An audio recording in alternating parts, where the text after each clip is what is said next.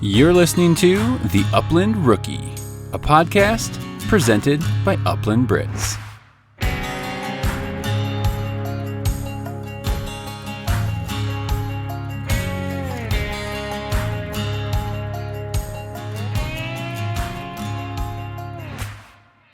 What's up, rookies, and welcome to episode 9 of the Upland Rookie Podcast. I'm your host, Will Larson, and as always, this is presented by Upland Brits. You've heard me say it before, the same approach means the same results. That's why Eukanuba imagined a new kind of canine nutrition over 50 years ago, and why they continue to now. The new premium performance lineup harnesses the power of nutritional science to create formulas that hold nothing back. Check them out and learn a whole lot more at eukanubasportingdog.com. All right, here we go. Fair warning.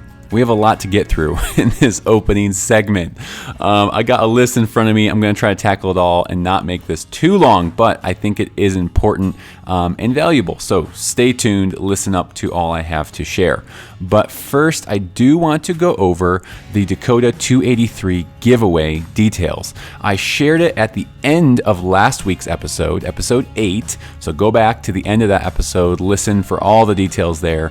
I'm not going to go over everything again. But on the Instagram post, there is over 200 people who are entered in the basic entry level, meaning they have one entry into this Dakota 283 giveaway. So 1 in about 200 chance, everyone on that post who entered has a chance to win that G3 medium kennel with Dakota guard plus the Dine and Dash or the Dash system. Pretty awesome. But if you want to get up to 12 bonus entries. There's a couple different ways you can do that. One's by sharing a video of how you got started upland hunting. Make sure to use hashtag the Upland Rookie Podcast and tag the Upland Rookie Podcast on an Instagram post. That'll get you 5 extra bonus entries. The other way is to write a story. It can be a short, long story, and just email it to me, uplandbrits@gmail.com. This story is about how you got started upland hunting. I really thought it'd be fun to capture and just read over some of your stories, and key moments of how did you get started upland hunting? How did you get into bird dogs? Like, what was it for you that kind of turned that switch in your head to say, hey, this is what I want to do. This is where I want to spend time and money and invest moving forward. So I personally am really looking forward to reading some of these stories. So email that story to me. I will pick out a few of the best and read those on the air. Again, email me a story, write it up, take your time. The giveaway doesn't end until end of July. So you have time to sit down, craft your story. I think there's power in everyone's story. There's power in your story, my story, the guy next door to me, whoever it might be. There is power that can bring people together, be relatable, and encourage and inspire others to get into this amazing thing that we call upland hunting. So the last way you can get a bonus entry is to leave an Apple Podcast review, a rating and review. And what I mean by that is a review is a written review of the podcast. I'm not telling you need to give me 5 stars and say how great this is. I'm not forcing you to do that. This is just leave a review. Click the star rating and write a personal message, please. Write what you like, don't like, whatever it might be. The review system is how Apple Podcasts and their algorithm works to push the podcast higher in the feed. When someone goes on and searches hunting podcast, I'm hoping the Upland Rookie Podcast will show up quicker, show up higher in the list when someone is searching this. So reviews are really important. Reviews are going to get you 2 extra bonus entries on Apple Podcasts. And I don't think I mentioned, but if you do the story, email me a story, that is going to be 5 extra. So So the first two things are going to get you 5 extra entries each, and then the Apple Podcast one will get you 2 extra entries. So please go ahead and do that. Screenshot your Apple Podcast review to me. That's how I know you did it, and I will mark you down for 2 extra entries. So guys, have fun with this. This has been a blast. Thank you again to Dakota 283 for allowing me to give this kennel and Dine and Dash away. Great kennels, can't say enough about them. Sturdy, easy to clean, great door system, locking system, you name it. It's a really high quality kennel, valued at over $500. No purchase necessary, guys. I'm not asking you to give me money, donate money to me. This is a straight giveaway. Put your name in the hat. You don't have to do anything except if you want to get bonus entries. Do those items I just listed, and you will be up your chances to get in this giveaway. So it's really, really exciting. Again, it'll close July, I think 30th or 31st, one of those days. But so you have some time, but get those stories in. I would love to start reading some of these on the air. Okay. We are going to go through the rest of my list. Giveaway is done. A couple things. Okay. I'm actually going to divert from doing a listener question again, 2 weeks in a row. I'm sorry. I will get back to it. But I had a lot of, and apologize, Gage is freaking out on the side of the house. But I had a lot of positive feedback from last week's opening segment when I was just talking about the importance and just the mindset around us setting goals for our dogs and what we're all working on this summer with them to get them ready for hunting season. September is only about 80 so days away, and that's going to creep up on us really, really quickly. And time's going to get away from us if we're not careful and we don't plan out. Like, literally write out, like, what do you want to work on with your dog this season? I had so many people message me this week just sharing they're working on steadiness or force fetching or conditioning. It's really, really encouraged that you all are doing this to some degree already. Maybe it was from the podcast, maybe it wasn't. I don't really care. But this is just to help us all get ready for September, because it's coming very, very quick. So I just want to share a little bit what I did this weekend. Hopefully this will continue the trend of getting us in the mindset to keep moving forward, keep working with our dogs daily, if possible, weekly. You know, if your time doesn't allow to do intense work with your dog daily, which I think it should be, you should make the time. But anyways, Gage is not a water dog. I took him swimming a bunch this weekend. Now, I have for maybe 2 or so weeks gotten him back in the water. I really have not gotten him. He hasn't swam a bunch in his life. In his short 3.5 years of life, he swam maybe 2 or 3 times. Didn't love it. It was just kind of a so-so experience. But we, who knew? Okay, we have this, we knew, but we have this amazing state park really, really close to our house. We never had a pass to it. We went there once in a while. We'd pay a day fee. But my wife and I, we got a yearly pass for the state parks, and which is amazing. Colorado has some beautiful, beautiful state parks that they manage. So anyways, this state park has a dog area with a pond and all sorts of stuff. And so I was like, I'll take Gage over there, let him swim a little bit. It took me some time. It took me about 2 or 3 times going to get him just comfortable going into the water, fetching bumpers. By time 2 or 3, he's pretty excited to go back in the water, get in there. And with how hot it has been, it's been upper 90s, mid to upper 90s this past week and a half. It's been great to get out early in the morning, get some bumpers out to him, and get him burning some energy, burning some calories, getting him conditioned. So that's really what I did this weekend. I actually went Friday, Saturday, and Sunday. I actually met a buddy through Instagram who we were messaging Saturday night, and he was training dogs at the state park as well. They have a training ground as well. It's separate from the dog park, which is pretty cool. So after Gage swam for a while, he did about 20. I think I did 20 retrieves, various distance, and so he was doing really well with it. Really impressed. But after that, we met up with this new friend. Really fun. I love this Upland community, guys. I love connecting with people who I never would have met before, connected with. But me and this guy, we were talking the night before. We knew we were going to be there, and I almost went home, to be honest. But then I was like, I'll drive over. I saw a couple trucks over in this training ground, and headed over there. Couple other of his friends, and met them, and they were running some really cool griffins. Maybe I'm saying that right. Maybe I'm not. Really cool dogs. I think those were the first ones I've seen in person. So they were doing some drills, some retrieving drills. They were working on some NAVDA stuff for their dogs, and I joined right in and got Gage out of the truck and worked him for a little bit. So all that to say, guys, it was probably about an hour and a half Friday, Saturday, and Sunday. I went out real early. Family's still asleep, so it's doable, guys. If you have kids or wife, and you're trying to balance like that time, just get up early, get your butt out of bed, and work with your dog. It could be in the garage, in your yard, at a park, in an open space, wherever it might be. Make that time for your dog. Get them ready. Get them conditioned.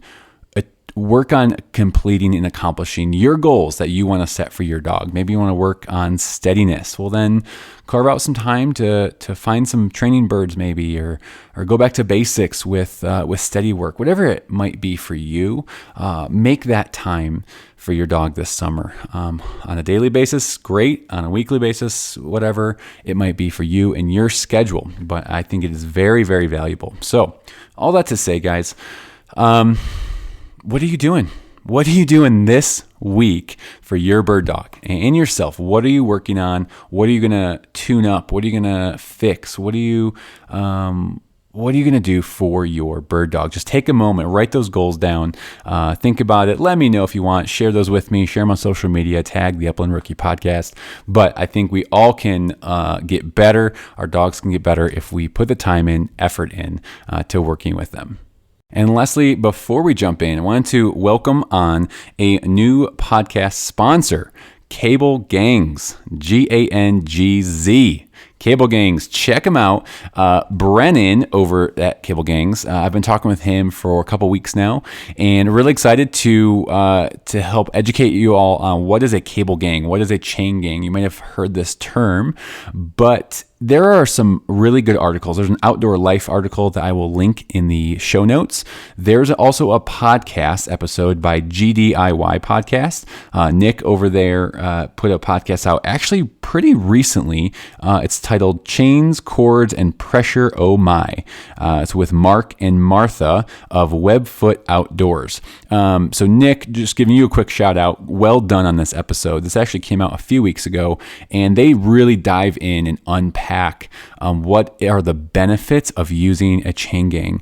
And guys, there is so much a dog can learn from being on a stakeout, a tie out, whatever you want to call it. They're constantly learning. They're learning and cueing into those neck cues and pressure that, it's time to chill. It's time to relax while maybe you're training another dog, or maybe they're just waiting for their turn for something, whatever it might be. There is so much a dog can learn by being on a stakeout that you're not even doing. You don't even have to be there yanking them, pulling them, using collar pressure. The chain is doing that for the dog, and they are learning and picking up so much from that experience. So look into those things. Look into that Outdoor Life article I will put in the show notes. And also check out that episode from the GDIY podcast. Really good info that'll just be a lot more in depth than what I can share with you here. But all that to say, Cable Gangs, if you order a Cable Gang system and just mention the Upland Rookie Podcast, that's all you have to do. When you send an order in to Brennan, just say, hey, the Upland Rookie Podcast, or hey, Will sent me over from the Upland Rookie Podcast. He will give you a free blank pistol tether cord, or your choice of a free, I think it's a drop line, which is the line that goes from the dog to the long cord on the ground. So your choice, you get one of those items for free. Just mention the Upland Rookie podcast when you order. Brendan's old school, which I love. Just message him on Instagram or Facebook, Cable Gangs, Gangz. You can talk with him, order directly. I think you can do custom sizes too. If you have 1 dog, 2 dog, 3 dog, 5 dog, whatever it might be, he will love to work with you. He's really a cool guy and just wants to work with your needs and what you have for your dogs. So check him out, Cable Gangs. Shoot him a message. You guys can work out the details of ordering. But again, mention the Upland Rookie podcast for a free tether line or a free drop line. So that's all I got to say. We are going to jump in to episode 9 with Greg Cronkite. So you've probably heard of Greg before if you've been around the Upland community. Greg is the, I guess, CEO, founder of Dakota 283, the kennels that I use and love. So Greg and I, we do talk about the Dakota products. So that is actually in the beginning section of the episode, which we just go over the products, what they are, how we got started, all that good stuff. But the meat of our conversation really gets into South Dakota and his farm that he manages there. We talk prairie chickens, of course, the freaking prairie chickens. Gosh, I can't get away from talking about a damn prairie chicken on this show. I have not ever harvested one, so they kind of have kicked my butt. But maybe this year I'll get up to Greg's farm and find a prairie chicken. But anyways, we talk a whole lot of pheasant hunting, South Dakota, farm, land management, his labs, and a whole bunch of stuff. So guys, I'm gonna turn it over to Greg and I's conversation. Sorry, terrible grammar, I know. The last thing I was going to say is audio quality wasn't the best on this. I had to do a couple things at the last minute. We didn't have great internet connection. So anyways, apologize for that, but it is very listenable, doable, whatever you want to call it. Okay, here's episode 9. I'm glad we found a little workaround. Yeah, absolutely. So sorry for the hassle. No, not at all, Greg. That is totally fine. So I guess you kind of already did put me on a map, but put us on a map for anyone listening out there. Where is your home base that you call home? And just tell us a little overview of who you are. Okay, sure. What do they say? Your home is where you hang your hat, I guess. Sure. But at least that's how it feels like the last couple of years for me. But we have a farm in South Dakota, Will, and it's in central South Dakota. Basically, I tell people we live in the middle of nowhere. Okay. South Dakota is not a really heavily populated state to begin with. And we live in the lowest populated county in South Dakota. Oh, wow. So, nearest neighbor's 4 miles away. And, I think the town is now up to 52. It was 50 before Jane and I got there. So, so that's really small. It's just one of those really neat remote places. And actually during this whole COVID thing, it was a really great place to have, last year for sure. So, oh, absolutely. So that's where we're currently living. And, we're kind of in process of looking for that next place because I don't think my bride wants to be in South Dakota forever and ever, as we move on. So she wants to get a Starbucks once in a while. Yeah. And okay. some other stuff. I don't blame her. It sounds very familiar to my wife. Mm-hmm. She's got to have. We're in a pretty populated suburbia area, and I'll joke around once in a while and say, hey, what about getting a place in Nebraska or South Dakota someday? And she's like, well, you can by yourself. Yeah, exactly. That's the answer. Yeah. Then you know your answer. So where in Colorado are you, Will? So I'm just south of Denver, about half an hour. We're down in Highlands Ranch, if you're familiar at all. Well, no, that's one of the areas we're looking at. We're looking at the north of Boulder area. Okay. Kind of maybe Lyons or. Oh, sure. So that's one of the 5 or 6 finalists for the the next stop on the Cronkite train here. Very so. cool. No, Colorado's a great place. We've like I mentioned earlier, we've been out here about 5 years now from Chicago area, and there's no plans of going back.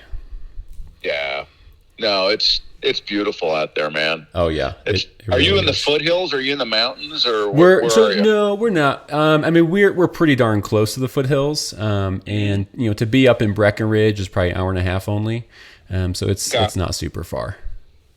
Yeah, that's cool. Yeah, that's really cool. We love it. We love it. Okay.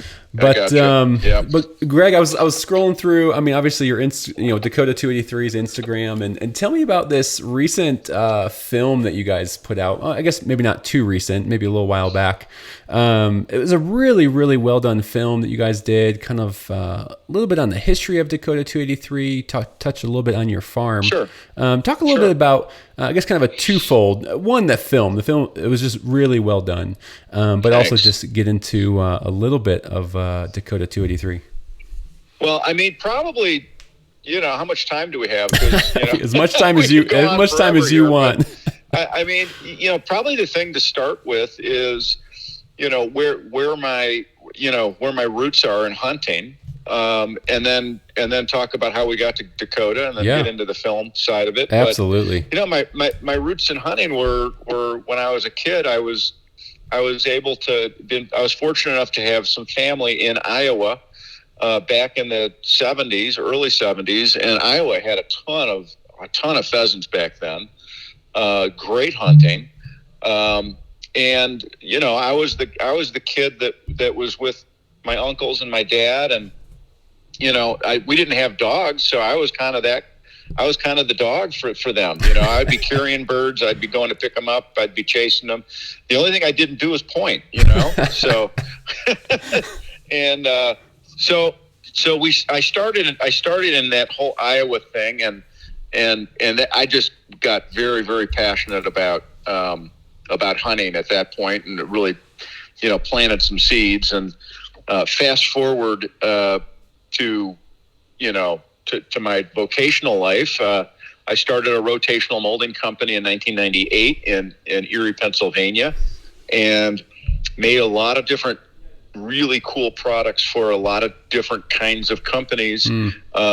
And I was able to, fortunate enough to get into some military I've heard about that. I was going to say, you guys really started in some military equipment, didn't you?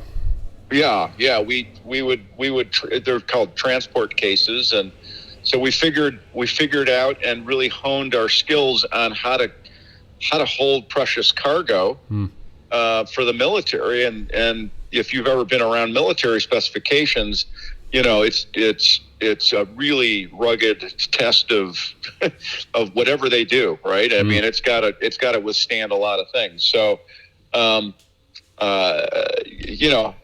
a little while of doing that, thousands of different, products and sizes and shapes and different things that we did, I decided to come out with some proprietary products.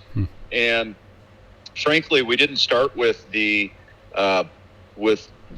dog, the dog product lines. We started with some other things. Sure. But eventually, I said, I'm going to make some things that I really am into, and I was still very passionate about upland game hunting. And we launched what's called the Badlands Vault, and the Badlands Vault it was a waterproof container that you put in the back of your truck. You might have seen it on the website. Yeah, I did. If you looked at the website, and and what we found out, I said, let's put a kennel on top of that too. That would be kind of neat. And what we found out is everybody was excited about the vault, but they were really fired up about the kennel. So I'm like, well, I may be dumb, but I'm not stupid. Let's go after some kennel business. So we started building kennel designs, and that's really how we launched Dakota 283. It was a labor of love, and it still is. I mean, I live the whole lifestyle every day. Sure. And that's kind of what we tried to portray in that film that we did, the Dakota story. And it's not just a product that we make. It's a lifestyle that we actually live, Yeah, absolutely. and Real you quick, know, so with the kennel, so again, you started as a rotomold design company with the military in that.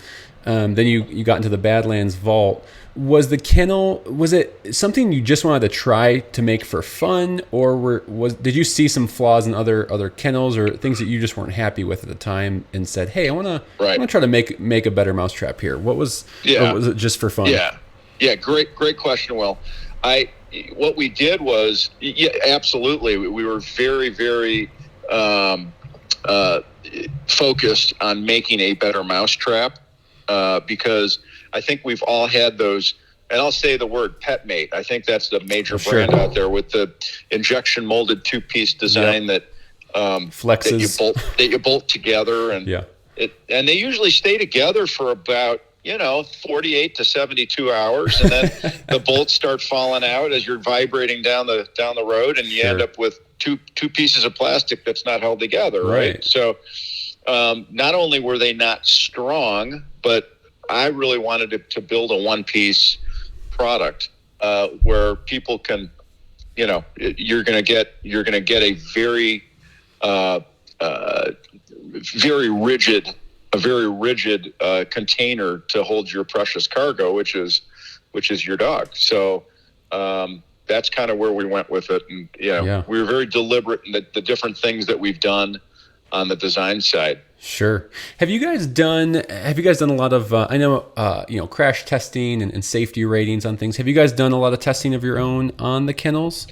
We've done a lot of internal testing, and we're about within a month or two of broadcasting that out to everybody publicly. Sure. We're one of the things that we've done a very poor job of is documenting and filming some of the things that we do. And when we got together with our marketing guys, Northwoods Collective, I mean, we really were able to bring that part of the media and social media and content to the table, hence the films that you're seeing now and some of the photos that you're seeing. So next on the list is to document all the crash testing that we've done. So within the next several months, you're going to be seeing a lot of that. We've already done the testing. Sure. Now it's just a matter of documenting it to everybody. And getting it out there to everyone. That's awesome. No, I mean, you probably know I have two of the G3 mediums for both my Brits, and those things are heavy duty. I mean, those are not going anywhere. I wanted to ask you, I mean, not to just talk about how good the kennels are and how much I enjoy them, but how did you get the door to be so darn good? It's probably my favorite feature, just how smooth this door is, the locking mechanism. What kind of thought process went into the door specifically? Because it's really high quality. Well, I will tell you that it didn't happen overnight. We started with a stainless steel pin door. Okay. Which is you'll see on a lot of different kennels, like the old pin. You've got to compress the pins, and they go into holes, and so that's how we started. And honestly, I hated having to do it because it's almost a two-handed operation to get the door open and closed, and that's number one. And God forbid if one of those pins bends.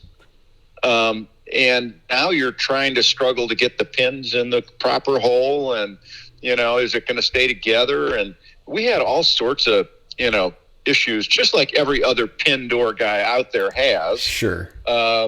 And I said, man, there's got to be a better way than this. So then we came out with what we called the FRM door and version 1, which is our frame door.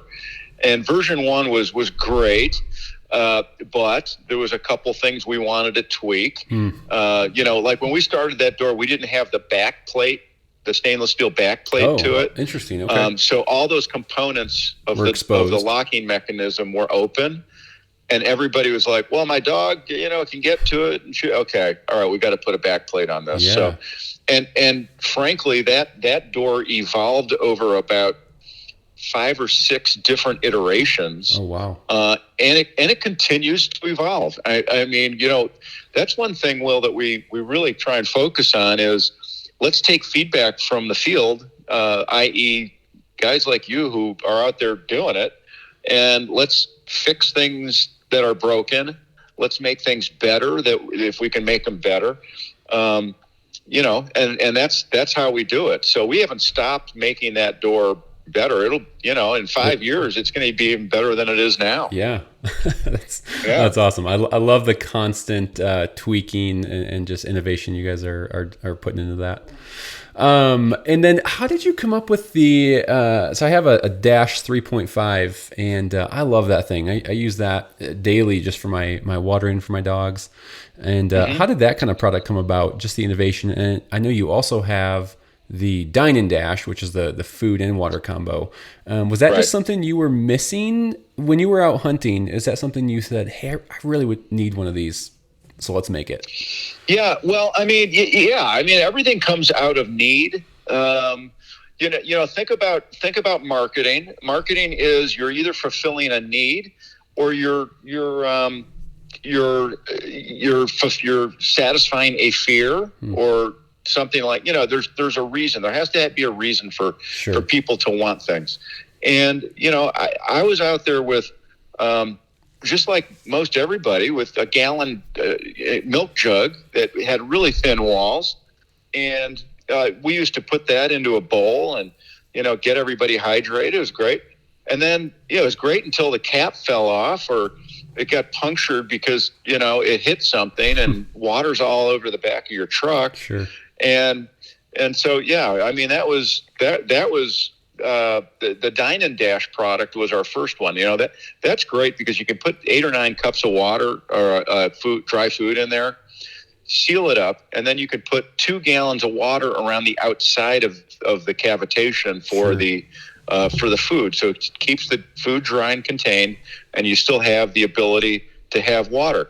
Now, one of the other issues with a lot of standard watering systems is you pour water into a container when the dog only drinks half of that water, and you want to go from point A to point B, you kind of have to toss the water, right? Yep. Well, with the Dine and Dash and the Dash systems, you simply just tip it backwards, goes back in, and you save that water for the next time you want to hydrate your dogs. So, that was a need that I saw because you don't always have access to water. I mean, you could be a long way away from good water for your dogs. Absolutely. So I'll tell you what I love about, you had said you had the 5.0? The 3.5 or 3.0. Okay. And you have how many dogs? Just 2. Okay. So I have 2 labs, right? I take a 5.0 and I fill that thing to the brink on a Sunday.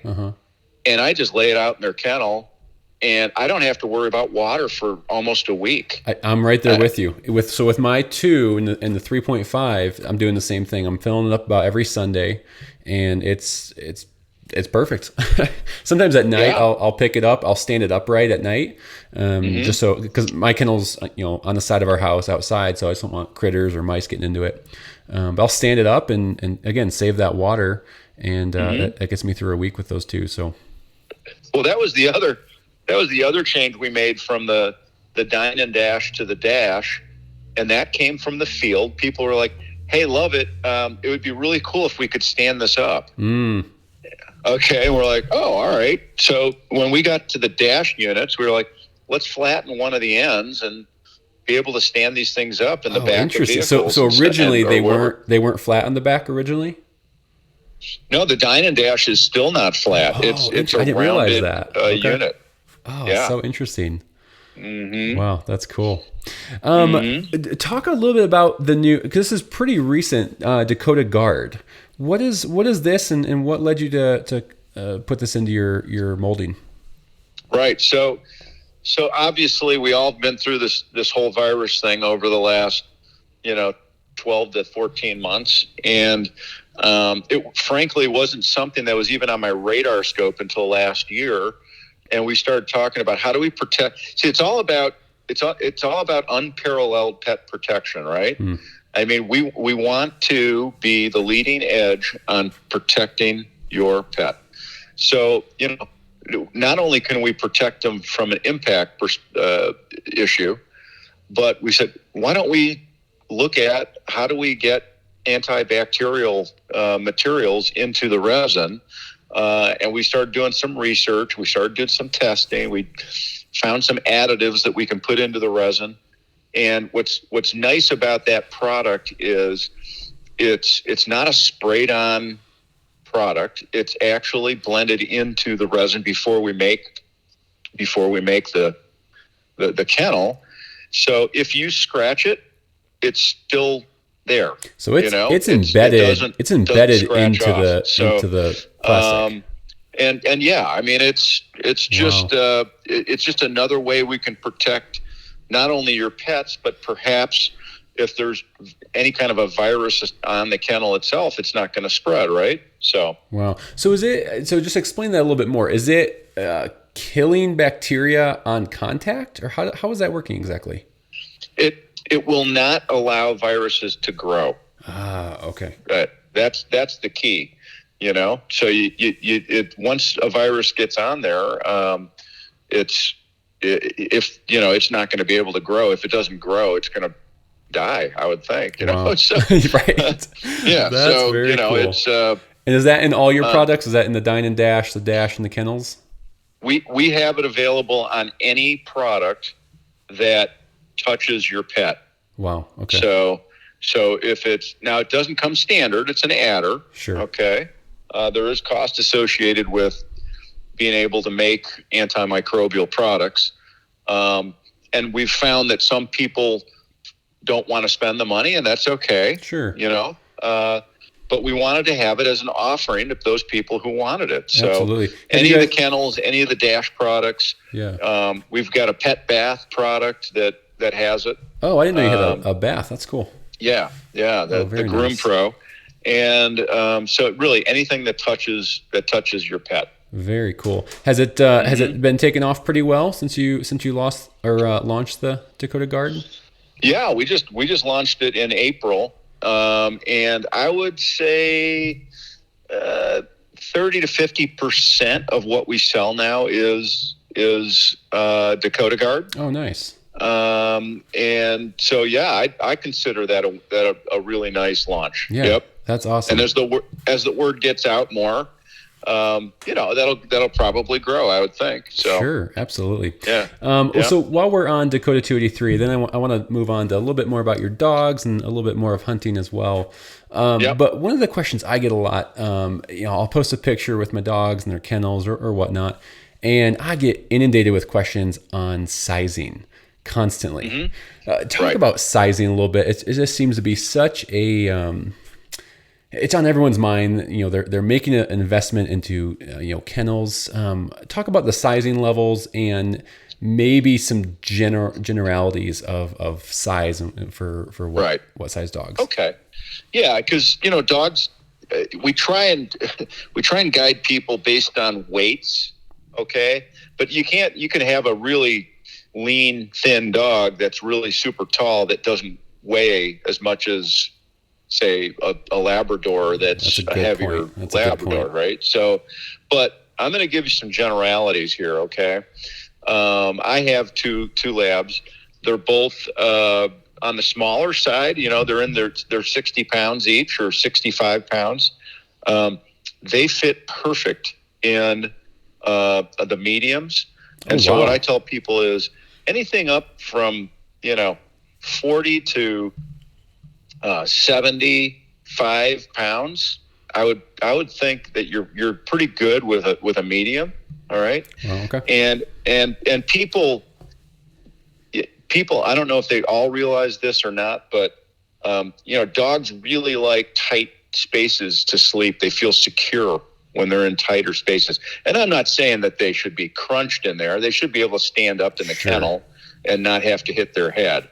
Okay. But, you want to get a kennel that's maybe a little smaller than you think that you might need. Mm-hmm. Okay.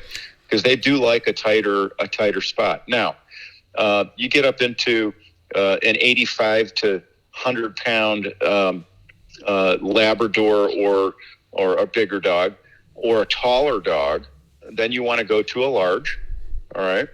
And then the extra large obviously is for your your much bigger, Yeah, much bigger that's dog. Got to be fitting like a Great Dane or something. There's some people who get an extra large and they put their 2 dogs in the extra large. Oh, okay, sure. To go from point A to point B, so they only need to have 1 kennel for them. Yeah, absolutely. Okay, that's a good, well put. I couldn't agree more. Especially with puppies too. I mean, when puppies are small, I mean, you don't want them to have a massive crate that they're gonna sleep in one corner and then go mess in another corner. And I know you guys have this insert as well, right?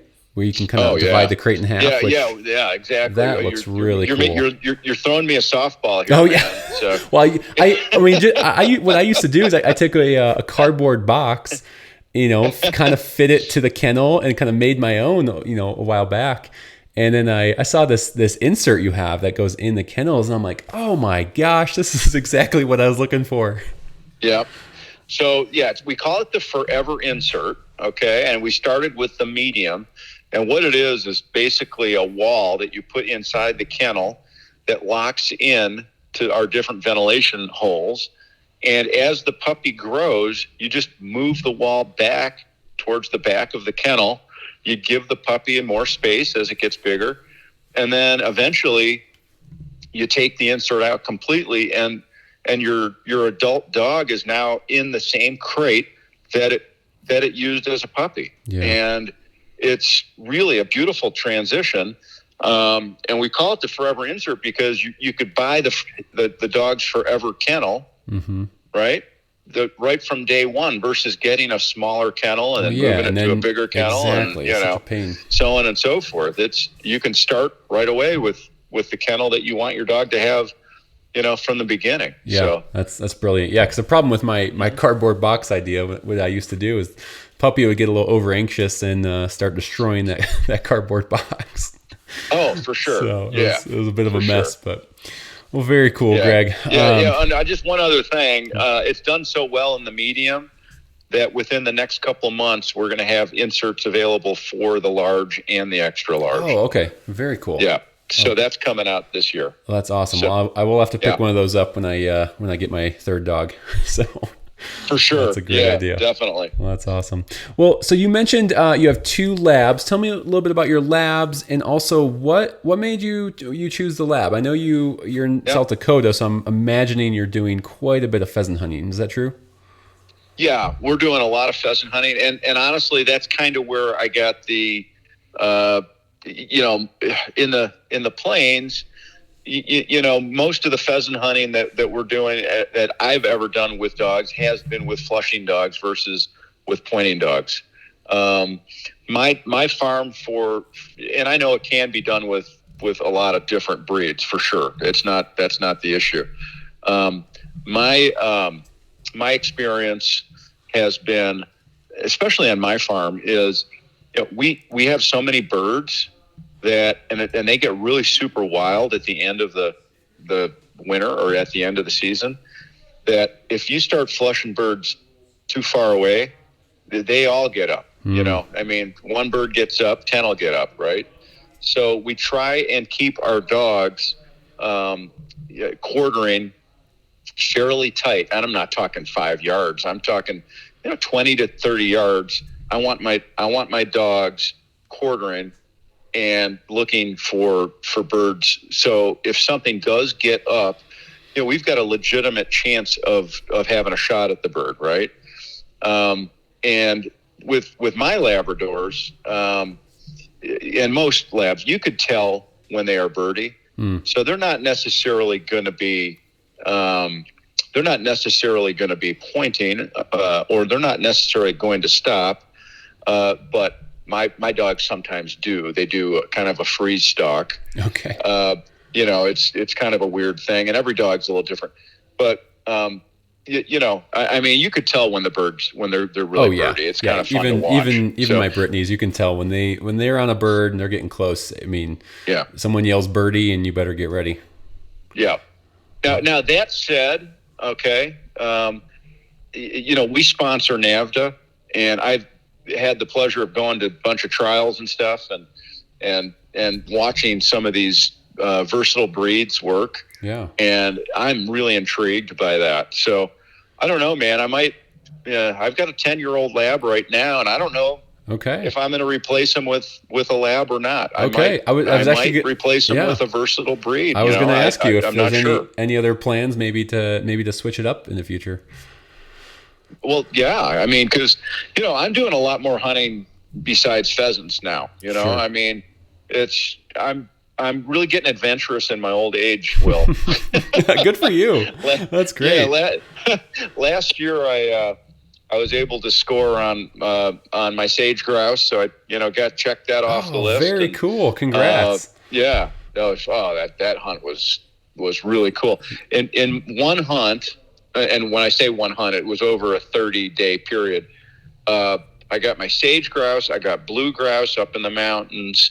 I got my first Hungarian partridge, our Huns. No way.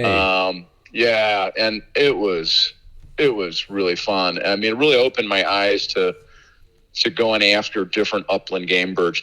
And I have yet to score on my first king of the upland birds. Rough grouse? My rough grouse. Okay. So that's on my list for this fall. I've got to score on a rough grouse. I want to get that done. When I say get it done, I'm going to do it over and over again. It's not like I'm going to check it off, but you want to kind of get that first leave. one. Yeah, I mean, not ever go back. But I'm really excited to go after some rough grouse. Absolutely. So. Well, I want to get into that a little bit more, but there's something you touched on a little bit ago that I actually wanted to bring up. And, hunting with pointing dogs versus flushing dogs for South Dakota roosters. Again, something I hear a lot of, I'm talking with my buddies about it here and there, is kind of the whole roosters, you need a flushing dog for roosters in South Dakota.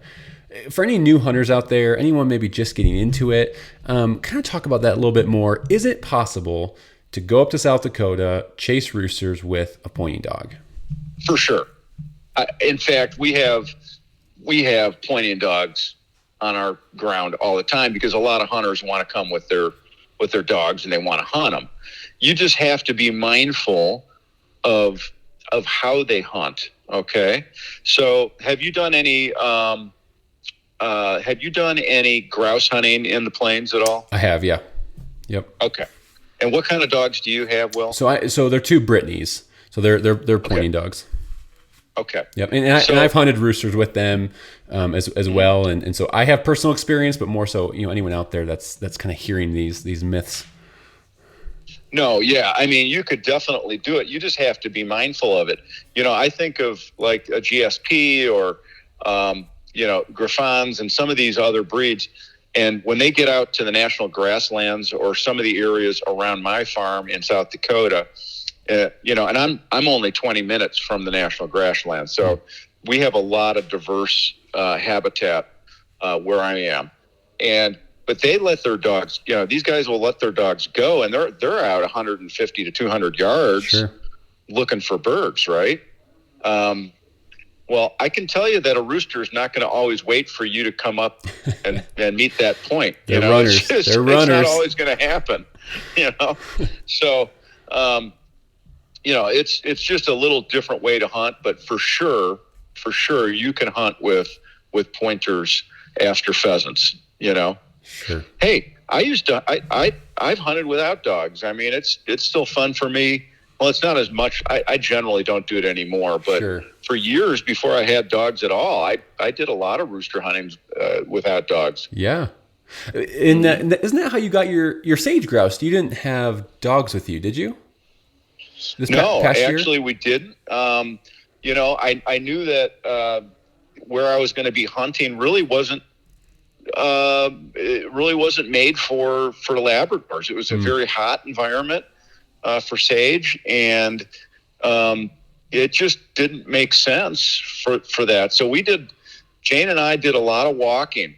We did a lot of walking. Good for you. If you walk enough, you're gonna trip on some things. You recognize what good habitat looks like for the different breeds of bird,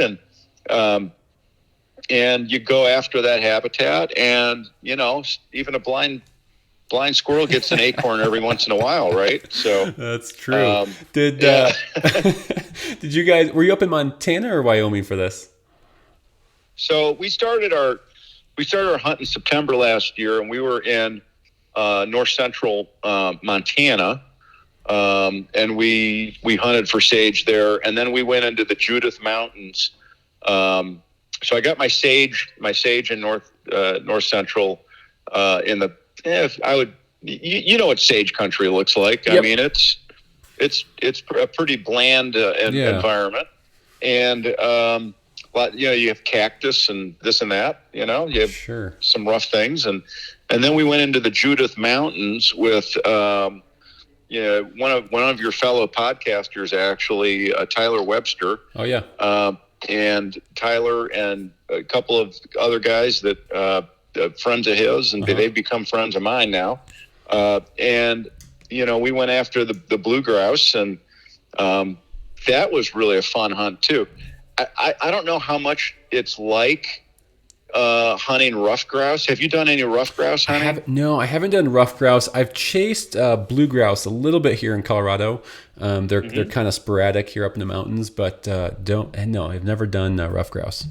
Okay, yeah. So I would, and I don't know this because I haven't hunted rough grouse, but I'm thinking that blue grouse hunting would be similar to rough grouse hunting. But I don't know that for a fact because I haven't hunted rough grouse. So gotcha. You're in the big woods, and you're walking with plain dogs. Sure. And are the blue going after it? I've never been successful with blue grouse here, so I'm still trying. But are they in the trees, or are they more on the ground, or both? In your experience, I would say they're on the ones that I recall flushing. Were on the ground. Okay. Yep. Okay. Very cool. And it's I'll tell you a side deal on blue grouse is they are super good to eat. I've heard this. They're a great eating bird. I've heard they this. They really are. Everyone I talk to says they are phenomenal. I tried. So I got my first sharptails last year up in the Sand Hills, Nebraska. And that's easily become just my favorite bird, not only to hunt, but to eat. I really enjoyed it. Just salt and pepper and oil, and did it in a pan, and it was. I still remember back to those days around the campfire. Oh, that's cool. It was delicious. Well, yeah, it's a darker meat. Yeah. And medium rare. I mean, they're really good. We have. We'll have to have you out to the farm. We have. Not only sharp tails on the grounds and very close to us, but we also have prairie chickens. Oh, really? So nice. you could get prairie chickens and pheasant and sharp tails on our farm. Oh, it's no way! Kind of cool. No way. Yeah. That's so cool. Hey, quick question before we move on, because I definitely want to talk about your farm a little bit and some of the habitat that you've done there. But up in Montana, did you run into any snakes up there in the sage or in the plains, or was that not an issue for you? I did not see any snakes. I'm sure they were there, but sure. I did not run across any snakes. Okay, that's good. No. I got my first trip planned up to Montana this September. And I'm trying to do all my homework, and I don't know. Snakes make me nervous. I'm just trying to. Well, I do this every year. In fact, my kids just got their shots. Go get a boost. Go get them a rattlesnake booster. Yeah, I've heard of this. Yeah, and it's pretty easy to do. Yeah. And I do it every year because I do have rattlers on the farm. Okay. Now I don't see them very often, but it only takes one time. Yeah. And. So it's a pretty easy thing to do to get that booster shot. Yeah, it's like a 2-shot thing, right? What's that? It's a 2-shot thing, isn't it? Dog goes in for 2 different shots, right? No. The ones I have, they just go in every spring. They get their booster, and that's it. Oh, nice. Yep. Very cool. Very cool. Mm-hmm. Awesome. Well, we touched on the farm a little bit, Greg. Talk about this farm you have. When did has this been in your family for a long time, or is this something you purchased recently? No, we bought it in, once I was able to breathe a little bit with the business we started, We bought it in 2011, so we've had it just over 10 years now. And I was really fortunate that it's 2,500 acres and it's continuous. So, you get on one end of it and hunt it to the other. And I was fortunate the guy I bought it from was a conservationalist in the sense that he liked to build habitat for the wildlife, but he was not a hunter. He just liked to have wildlife around. Interesting. Yeah. And so if you know anything about growing trees in South Dakota, not a ton. Those two things don't go together very well in western South Dakota. So a tree, and it's mostly the Colorado junipers type trees, they're kind of like big hairy bushes, but they can grow up to like 20 feet. They just do not grow. I mean, if you get 2 or 3 or 4 inches a year out of a tree, that's a really big year for you. Really? I mean, it takes a long, long time. Is that because of the soil or just why is that? What's that? Is that because of the soil or why would that be? Why is it so hard? It's mostly because of the soil, and we only get 19 inches of rain a year. Oh, okay. So yeah, I mean, it's tough. It's really hard to, we're fortunate. The guy that I bought the farm from, he already had established shelter belts. We probably had, and I should know this, but I'd probably 10 to 15 different separate tree lines throughout the whole property. Okay. And they've in the 10 years I've had the place, I mean, they have really filled out. It's beautiful habitat, not only for birds when you get big blizzards and really rough winters, because that's where they'll go. They'll go hide under those trees and get out of the wind and the snow. But it's also great for the deer. We've had great wildlife, great deer populations, and it's just good for all sorts of absolutely all sorts of different breeds. Now that sounds like he did a lot of habitat work prior to you, but now since you've been there and you've had this property, have you made any habitat improvements or adjustments, or have you just kind of let things go? Yeah, on its own. Oh well, we do every year. We put in. We do projects every year. So I've probably planted alfalfa and tall wheatgrass mixes. I probably planted 200 to 400 acres a year for the last 4 or 5 or 6 years. So we're taking a lot of, and this is, farmers don't do this stuff because farmers want to take every piece of tillable land and use it for crops. Sure. Okay. I still have tillable land that I use for crops, but I'm taking really good ground and making it into habitat. And so I would say on our farm, I mean, we probably have 80% of it is just all habitat. It's all habitat, and it's really unique. It's a really unique piece of property, versus what is around me, because people are not, it's a business. They're trying to make as much money as they can on their ground. Oh, sure. And I understand that. I mean, I don't blame them for it. Yeah. But for me, it was more of, how do I create a nirvana for habitat for upland and big game. So yeah. Now, did you every year we're doing that? Yeah, that's awesome. Did you have experience in habitat and land management like this, or when you got this property, did you just start asking a bunch of questions and learning, or did you have prior experience maybe growing up? No, I had no prior experience outside of I mean, I also hunt deer, although it's I hunt deer because I like to do something different. I'm if you boil it down, I'm an upland game guy, but I used to put together some food plots for deer and that kind of thing in Pennsylvania where I lived, where my businesses are. But for me, it was school of hard knocks, and it was also just networking with all the guys out there and asking a ton of questions, working with Pheasants Forever, working with the conservation department in the county, and becoming. I'm not saying I'm the expert in it, but I can tell you that I know so much now that I didn't know 10 years ago. What works, what doesn't work, and it's actually been really fun for me to learn that. It was a really big learning curve, but it was really fun to learn. How do you do this? When do you kill weeds?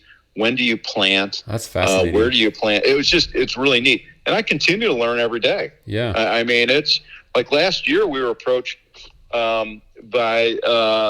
I can't remember what organization sponsored this, but there's been a big push for pollinators to plant pollinators for butterflies and for insects and that kind of thing. And so we took a 10-acre field that we had, and we planted it completely to pollinators. Oh, wow. And so that's coming up. It's going to take 2 years to come up well, but this is the first spring of getting that pollinator installed. Wow. And for young chicks, oh sure, having the bugs and the insects like that's going to be huge for them. It's massive. It's absolutely massive. That is really, really cool. That just helps the survivability for all these birds. Absolutely. I was going to ask, you mentioned you have prairie chickens. Now, were prairie chickens, were they kind of there and established already when you took on this property, or is that something you've seen an increase in over the years? I would say both of those statements are correct. Okay. We had them. As we've developed more habitat, we've got more of them. I'll give you an example. I was there all winter, and I think in January or February, I just said, I'm going to go cruise around the farm. I pretty much cruise the farm almost every day when I'm in town, just to blow some steam after a hard day's work. Sure. And I went down this road, and I must have flushed about 5 different coveys of sharptail and prairie chickens. Oh my gosh. And they were multiple coveys, because it was like 20 to 30 birds per flush. No way. Yeah. 5 different places. Jeez. I mean, that's pretty healthy, I would say. Incredible. That is a healthy population, that's for sure. Yeah. They're cyclical. Sure. I think we're on the upswing right now. I've seen more chickens and Sharpies over the last year than I've ever seen on that farm. And I expect, with the winter that we had there this year, which was very mild, and the spring was very mild, we didn't have big floods or big blizzards or anything. I think it's going to be an absolute explosion of sharptails and chickens this year. It's going to be ridiculous. That's exciting. The Fort Pierre is on my list for this maybe September or October. Try to get up there as well. So we'll see. Well, let me know, man, because I have some. I can guide you on some really good spots on the national grasslands too, if you want to get out there and Very walk. cool. So, very cool. Yeah. Are you appreciate that? Are you hunting a lot of public land as well, or are you pretty much sticking to either your farm or some connections you have up there? You know what? I still enjoy hunting public land too, and I do it early because I don't want to run into a lot of people. Sure. So it just there's some public ground close to my farm, and I mean, if you hunt the same spot every time you go hunting over a 10-year period. No, you just want something else. You just want to hunt something else once in a while. You want a new challenge, right? Yeah. You want some new scenery and some new ground to run on. Mm-hmm. That's awesome. What plans do you have for this year that you want to hit? I know you talked a little bit about getting into some more upland birds. Do you have any plans you're looking forward to this fall? Yeah. Well, this year. I had signed up for an elk hunt in northern New Mexico. Oh, nice. In September. So it's actually the first week of October. So I'll do that. I plan on doing some grouse hunting also. Of course, that opens in September. I'm going to try and get some rough grouse in, probably in this Duluth, Minnesota area. Okay. So Minnesota, Wisconsin, I'm going to do that. Because you're not that far from Minnesota, right? I am a 10-hour, okay. an 8 to 9 hour drive from Duluth, from my farm. That's a good little drive. Yeah, you could do that in a day, right? So sure. it's okay. I have an antelope hunt planned in Wyoming. Oh, very nice. Going to do that. And I'd like to actually get back out into somewhere in Wyoming and Montana and do. I'll tell you, man. Have you ever hunted huns? No, I have not hunted huns yet. I am in love with hunting, man. Really? It was, oh, golly. We hunted huns in Wyoming near the big, in the foothills of the Bighorn. Okay. And that was so much fun. I can't even tell you. Really? That was, yeah, because they scare the living tar out of you. I mean, and when they get up as a covey. It's not singles. Sure. And huns are a little bit bigger. They're a little bit like chucker size, aren't they? Or bigger than quail. Yeah, exactly right. Okay. Yep. Exactly right. Yeah, that's cool. No, in Montana this year, I'm hoping to get into. I mean, my ultimate goal would be sage, sharpies, and huns. But we'll see. We'll see what we come up with. We'll do a lot of networking. Yeah. And get some pins from people. Sure. Like, hey, we tried this public land and it was pretty good here, and you can get some pins. And that's a great place to start. So you're not just wandering around, exactly, trying to learn everything. At least gets you in the right somewhat direction. I know when I went out chasing sharpies in Nebraska last year, Tyler Webster, he has had a ton of knowledge on sharpies and really what to look for. And I think I've told the story probably on an episode prior, but I was walking the sandhills and walking this public land area, and I wasn't seeing these berries. I think they're choke cherries or some kind of berry that they're called. And I just remember Tyler saying, once you find those berries, you'll find the sharptail. And so I'm walking for the first half of the morning. I didn't see anything. And all of a sudden, I find a patch of these berries. And I'm like, I found them. And I'm down with my phone taking a picture of these berries. And then my dog goes on point about 20 yards from me. And I get up, drop my phone, and there was the first flush, sure enough, of the Sharpie. So it's really good. Just getting advice from people and learning some of their knowledge is very helpful.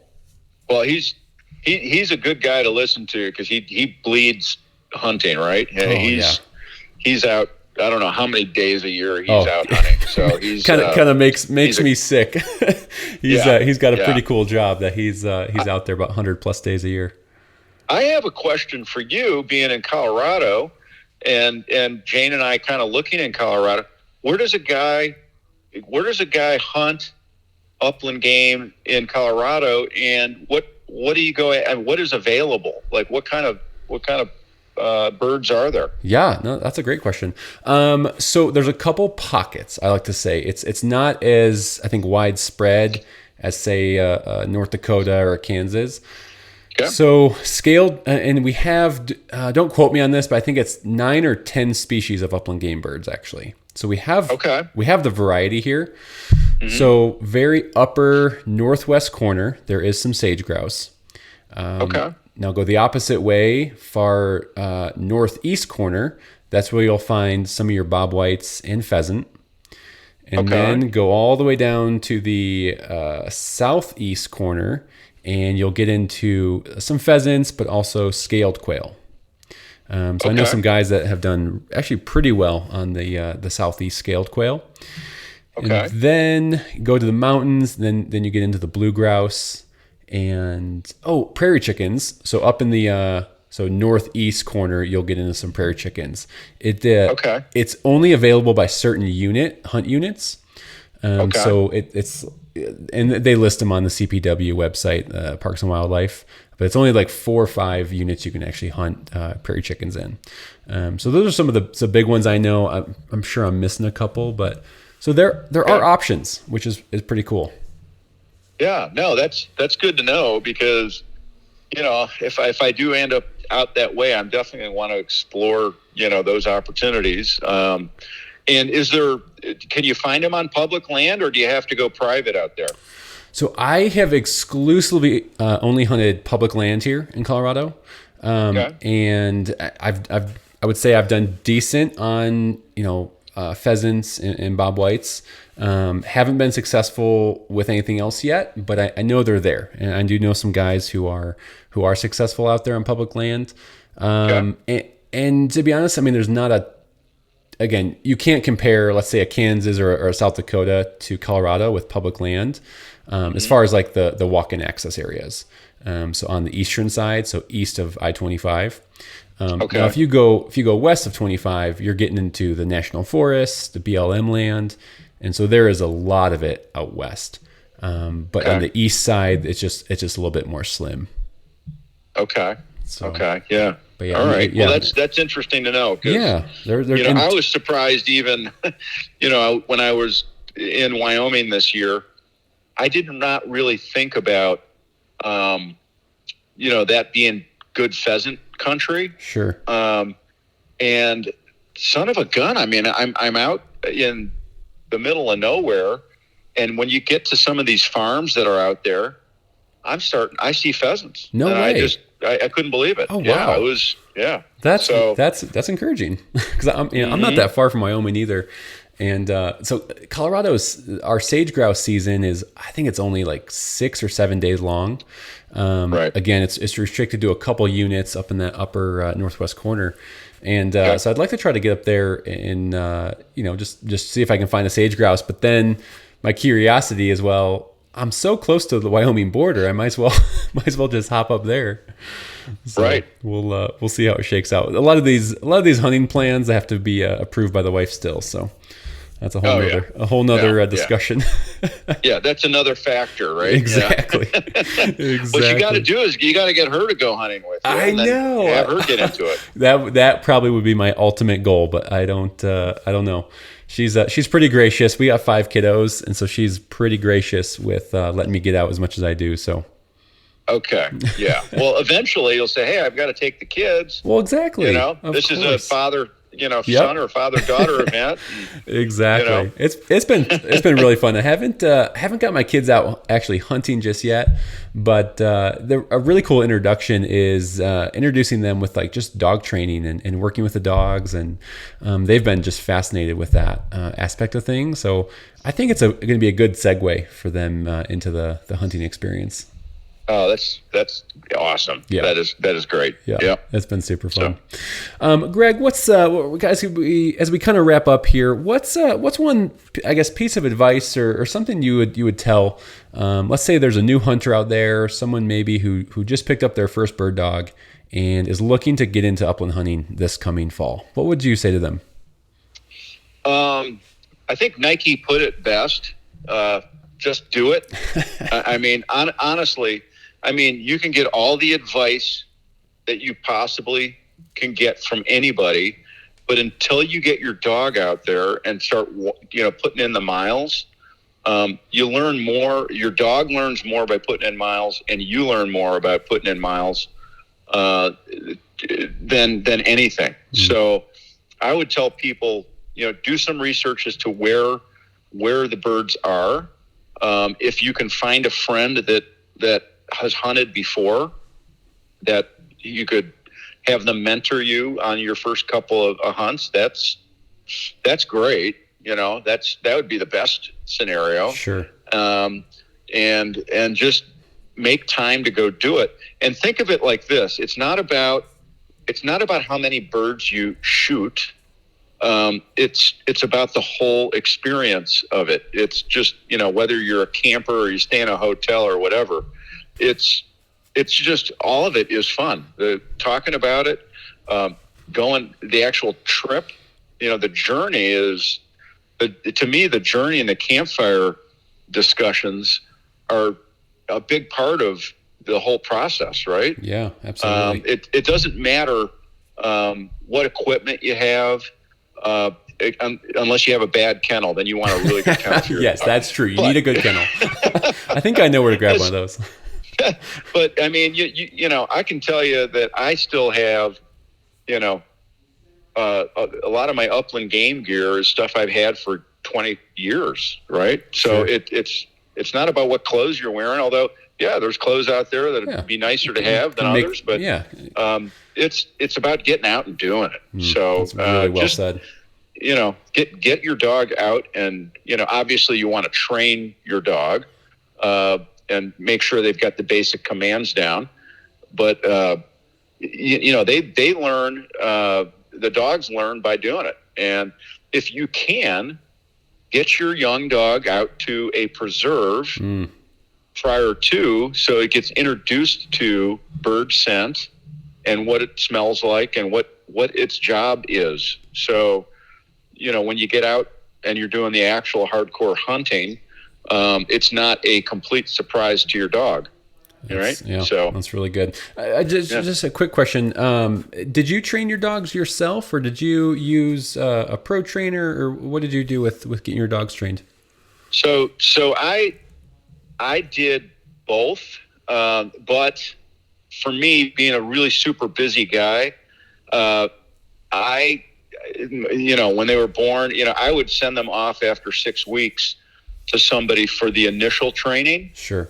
And so it would be like a 6 week to 8 week deal, and they would get their initial training done by a professional, and then I would take it from there.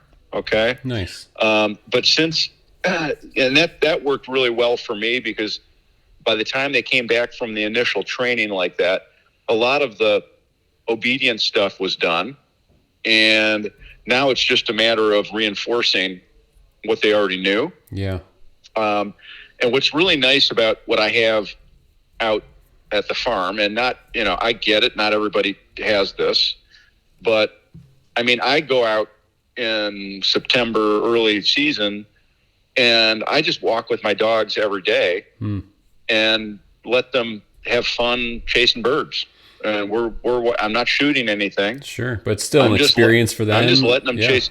I mean, my kids will flush, you know, 1,000 to 1,500 birds before the season starts. Oh wow, nice. Yeah, that's awesome. I mean, it doesn't get much better than on that. Wild birds. Yeah, I was gonna say I mean, on wild birds, and to let your dogs be able to have that exposure and those experiences. That's not a lot can replace that.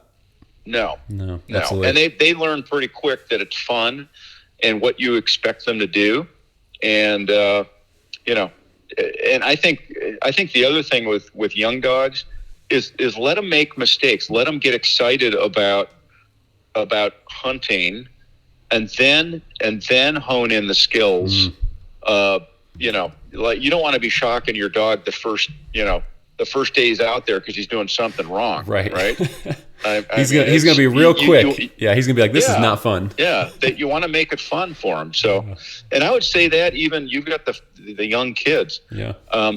Get them out where you know they're going to have good experience with birds, and if that's a preserve because you know they're going to see birds, sure, that might be a great place to go for the first time. Absolutely. Because they're going to see birds, and they're going to see, you know, it'll be exciting. It'll be a good controlled experience. Exactly. Yep. That's so true. So, all right, Greg. Well, last thing I like to end on with each guest that I've had on so far is kind of a rapid fire question. So about 3 or 4 questions here. I'm just going to kind of ask you something, and then just kind of give me your off the cuff answer. Sound good? Yep. All right. Great. So we'll start with, if not a lab, what's your second favorite dog breed? Oh boy, see, that's rapid fire. I don't know. The rapid fire thing is hard. You can explain a little bit. You know, I'm intrigued by some of the versatile dogs that I've been around. So I mentioned that earlier. So, you know, GSPs are really an interesting breed to me. Yeah. But as far as, it just depends on what you want. Like, I want a dog that's not only going to hunt, but that can hang out and be a pretty calm dog, you know, when they're not hunting. Sure. And so I really like these English pointers. Oh yeah. I mean, they are beautiful dogs, they're and they're just beautiful. nice dogs to be around too. And they hunt like all get out. Oh, so, I think they're probably some people would say the king of dogs. So yeah. I mean, to me, that would be maybe the next step for me is to go that way. Very cool. That's awesome. Now you've touched on you've gotten kind of a taste of more bird species. You've been hunting. Your interest has been piqued. But as of today, what would be your favorite bird species to hunt? Well, I'll never get pheasants out of my blood, so I will say that. I will also tell you that hunting was right there with it. Wow. That was really fun hunting. Okay. And so that Hungarian partridge deal was really, really fun. So I would say that's 1 and 2 for me. Okay, that's cool to hear. Yep. What gun are you carrying out into the uplands with you? Only because I'm an automatic guy. Hey, no shame, no shame. I like semi-automatics. I have and listen, I know that's, people look down their nose at people who have 12 gauge semi-automatics. No, not at all. I mean, the thing is, on my farm, there's times when if you're posting, and people are walking, say, a tree line, you could have 50 to 100 birds fly over your head. Good Lord. At the same time, so having 2 shots at that, it was, sure. I like having more than 2 shots. Hey, there's nothing wrong with that. So anyway, so that's that. Now, that said, Will, I have some very good friends who are mentoring me into over and unders and side by sides. Okay. And I do have those guns. I just don't hunt with them that much. Sure. And I'm going to make a concerted effort to hunt more with a more traditional gun like that. Nice. This year. So, okay. Are you looking at maybe an over under or a side by side, or what are you kind of thinking? I don't know. I want to try both and see which one feels best. Do you have those kinds of guns? So I hunt with a 20 gauge Franke over under. And it's kind of funny. I'm kind of opposite of you. So I have this semi-auto 12 gauge, and I just don't shoot it well. I don't know what it is. I can't hit anything with it. And so my confidence level is just a lot higher with the 20 gauge over under. So it's such a personal preference. It's such a confidence thing, and where everyone feels comfortable with and all that. But I find that absolutely fascinating because, like, the opposite is for me. Like my 12 gauge, I use an improved cylinder on it, and I've knocked down so many birds with it. Sure. And then I get into the smaller guns, a 16 or a 20, and it doesn't have the knockdown power, or let's face it, man, maybe I'm just not that great of a shot. I think that's the case for me. I just think I don't know what it is, but I can just hit a lot more with that 20. Yeah, no, I mean, so and funny. I do think that there's guns that you have a lot of confidence in because you had great success with. Sure. And those are the guns that you want to continue to use, right? Absolutely. So I'd really like to find, as I said, an over, under, or side by side that I feel really confident with. Yeah. And so that's kind of my search for this year that's awesome. Is to find a gun like that. If you said, I think you mentioned earlier, you're having coffee with Nick Larson, so I'm sure he's gonna try to talk you into a side by side. Oh, is he okay? I know he was. Yeah, I mean, he likes all. Guy. No, is he a side by side guy. I think primarily side by side. If memory serves me correct, he's just a gun guy in general. He really gets into the older guns and in the traditional traditional English grip versus pistol grip. He's a wealth of knowledge, that's for sure. Yeah. Well, we had Nick out to the farm this year, and he had a really fun hunt. Nice. We all had a really fun hunt, and he did real well with his gun. He's a good shot. That's for that's sure. Awesome. Oh, I bet. All right, just 2 more here, Greg. Would you prefer a group hunt with some friends or a solo hunt with just you and your dogs? Wow, that's yes. First person that answered it like that. Yes to both. Okay. Man, I got to tell you, like, I love having friends. Now, I'm not really super into the big group hunts. Like, I like 3 to 5 guys. Sure. When I do go with a group. Other than that, that's kind of how I grew up, is hunting in those smaller groups, what I consider a smaller group. But man, I have so much fun going out with my 2 guys, and it's just them and me. And so I like them both equally. They're both really, really fun. That's well said. And it goes back to your other question about a new hunter. Don't be afraid to go take a walk with your dogs by yourself. I mean, that is a unique experience. And if you can come back with A, seeing birds, B, getting shots, and C, harvesting something, I mean, that's a memory you're not going to forget. I mean, that is fun. That is really fun, because you don't have to argue about who shot the bird. Right? Exactly. That's the problem with when you're out with buddies. Oh, it's like, who I think I got that one.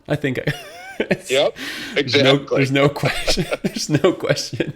I'm pretty sure there was a bird as the last walk of a hunt we were doing in Nebraska this past season. Last walk of the day, rooster flushes. I'm pretty sure I got it, but I'm also pretty sure my buddy shot it, who's a way better shot than me.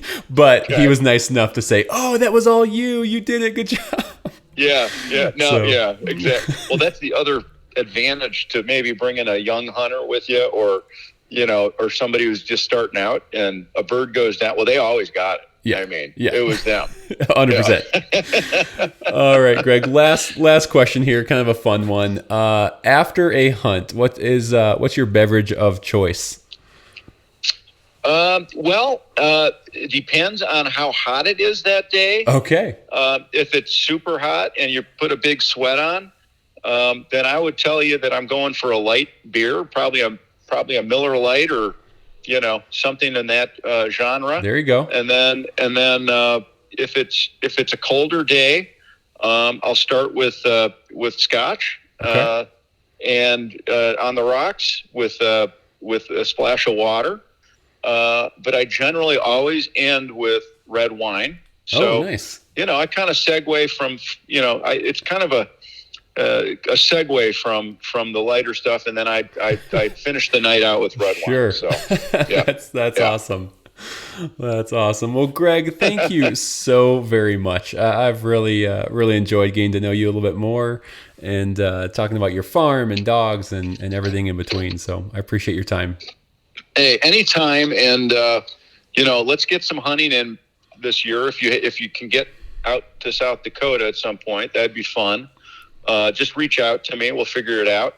Absolutely.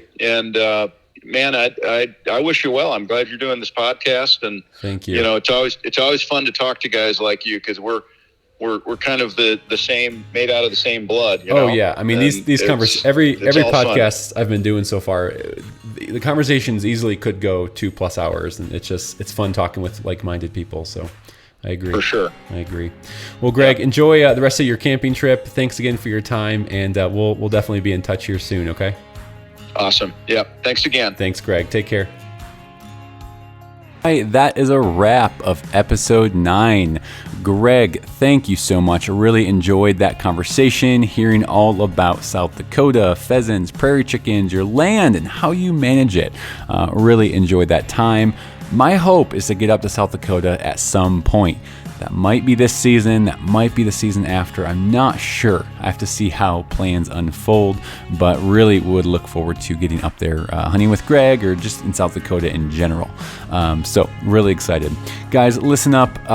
Thank you for tuning in. If you're enjoying this podcast, leave a rating and review on Apple Podcasts. Don't forget about the Dakota 283 giveaway.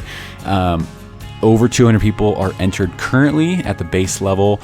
Couple people have done bonus entries up to this point. So remember, work on writing a story, sending it in to me, posting a video, just sharing how and why you got started upland hunting. Also, if you screenshot your Apple podcast review, Again, a written review with stars and a personal message. Screenshot that to me. You'll be entered as well for some bonus entries. So if you have any questions, please feel free to message me. Happy to answer any of those. But again, I hope you're enjoying the podcast. Share it with your friends, your coworkers, your family, whoever you think would enjoy this podcast. Well, until next week, everyone, if you're not fortunate enough to hunt with or own a Brittany, any bird dog is better than no bird dog. Get out there and put some miles on your boots. Thanks so much. Take care.